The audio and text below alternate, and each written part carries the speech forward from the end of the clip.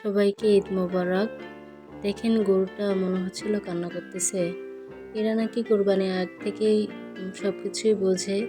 আসলে আমিও আজকে এটা দেখে আমিও মনে হচ্ছিল আসলে এরা সবকিছু বোঝে।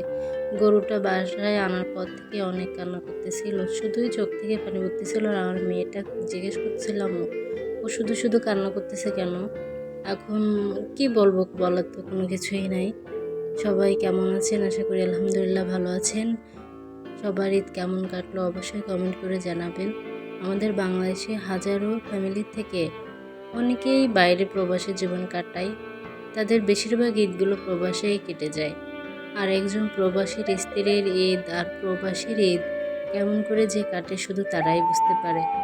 তাদের ফ্যামিলির হাসি খুশিতে ঠিকই সব কিছু তারা টাকা পয়সা ফ্যামিলির কাছে দেয়, কোরবানির জন্য টাকা পয়সা পাঠায়, কিন্তু দেখেন তারা কাছে থাকতে পারে না। তারা এত কষ্ট করে টাকা ইনকাম করে শুধু মা বাবা ফ্যামিলির হাসি খুশির জন্য লাখ লাখ টাকা দেশে পাঠায়, কোরবানি দেয়।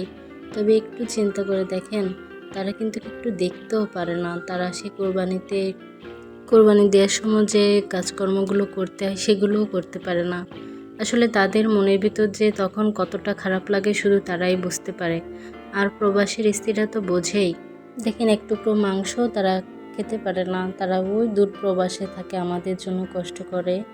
এত কিছু করার পরও, এত কিছু ত্যাগ স্বীকার করার পরও দিন শেষে তাদের, কারণ এত কিছু দেওয়ার পরও অনেক ফ্যামিলি থেকে আছে, আর আমি অনেক ফ্যামিলিতেই দেখেছি এত কিছু এত টাকা পয়সা দেওয়ার পরও নাম হয় না যে আমার ছেলে এতগুলো টাকা দেয়, আমার ছেলে অন্য ছেলে পেলে ভাই বোনদের এত কিছু দেয়।